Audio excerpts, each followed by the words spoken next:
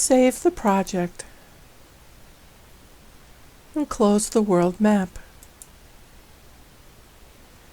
Use Insert Project New Map to open a new map.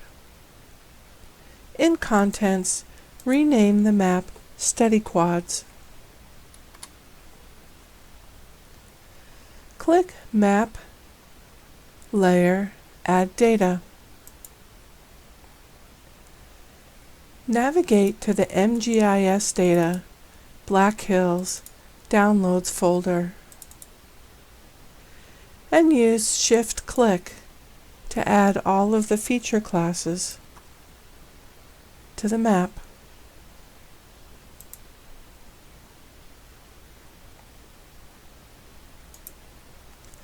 Click OK in the warning window. Zoom to the extent of the study boundary dataset.